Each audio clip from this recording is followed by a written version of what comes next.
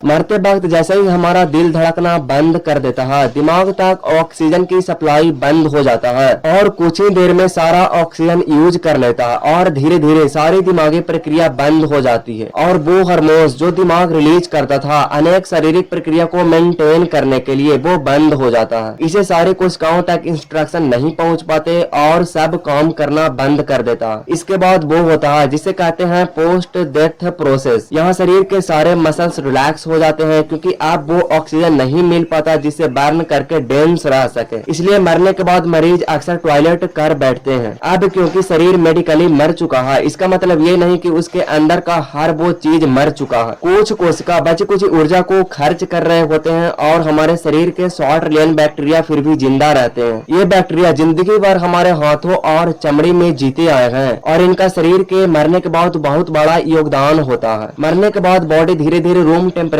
में आने लगता है क्योंकि ऊर्जा का उत्पादन नहीं हो रहा है और धड़कन के बिना ब्लड भी शरीर के निचले हिस्से में जमने लगता है। ये ब्लड फिर 2 घंटे बाद क्लॉट होने लगता है और इसी से फॉरेंसिक डॉक्टर ये बता सकते हैं कि शरीर को मरने के बाद हिलाया गया है या नहीं। फिर 8 घंटे बाद कैल्शियम मसल्स के प्रोटीन के साथ कंबाइन होने लगता है। इस प्रक्रिया को कहते हैं रिगर मोर्टिस। इसी दौरान शरीर का डिकम्पोजिशन भी शुरू हो जाता है। शरीर के कोशिकाओं के मरने के बाद क्योंकि सर्कुलेशन की प्रक्रिया नहीं हो रहा तो शरीर मरे हुए बैक्टीरिया को साफ नहीं कर सकता। इस वजह से कार्बन डाइऑक्साइड की मात्रा कोशिकाओं में बढ़ने लगती है जो उनके पीएच वैल्यू को बढ़ा देता है। इस वजह से सेल मेम्ब्रेन्स यानी सेल की दीवारें कमजोर होने लगता है और अंदर के फ्लूइड्स को बाहर रिलीज करने लगता है। फिर ये फ्लूइड्स और एंजाइम्स बहुत सारे रिएक्शन करने लगते हैं। इससे शरीर का रंग बदलने लगता है, अलग अलग टाइप के गैस उत्पन्न होने लगता है। फिर दूसरे या तीसरे दिन बाद प्यूट्रीफैक्शन की प्रक्रिया शुरू हो जाता है जहां हमारे अंदर की बैक्टीरियाज ऑर्गन्स को खाने लगता है। पैंक्रियाज के एंजाइम्स जो खाना डाइजेस्ट करने में मदद करता था वो भी अब अपने आप को डाइजेस्ट करने लगता है पेट के बैक्टीरिया के साथ। इस प्रोसेस में बहुत सारे गैस रिलीज होने लगता है जो 2 केमिकल ब्यूट्रोसाइन और कैडोग्रीन के साथ एक लाश का टिपिकल गंध देने लगता है। इसी दौरान शरीर के रंग ग्रीनेस से पर्पस होने लगता है जो आखिर में ब्लैक हो जाएगा। यही बदबू फिर कीड़े मकोड़ों और मक्खियों को आकर्षित करने लगता है जो शरीर पर बहुत सारे अंडा देने लगता है। एक ब्लो फ्लाई एक टाइम में 300 अंडा दे सकते हैं जो एक ही दिन में हैच हो जाते हैं। यही कीड़े फिर मैगेट्स बनकर शरीर को खाने लगता है जब तक वह पूरी तरह से विकसित न हो जाए। इससे और ज्यादा गैस उत्पन्न होने लगता है और ज्यादा बदबू। फिर आखिर में ऑर्गन्स का ब्यूटरी फर्मेंटेशन शुरू हो जाता है जहाँ उनके ऊपर एक वैक्स की तरह लेयर तैयार हो जाता है और उसमें सारे बैक्टीरिया और माइक्रो ऑर्गेनिजम्स बची कुछ चीजों को खा रहे होते हैं। ये स्टेज 1 साल तक चल सकता है और इसके बाद अनडाइजेस्टेबल चीजें जैसे हड्डियां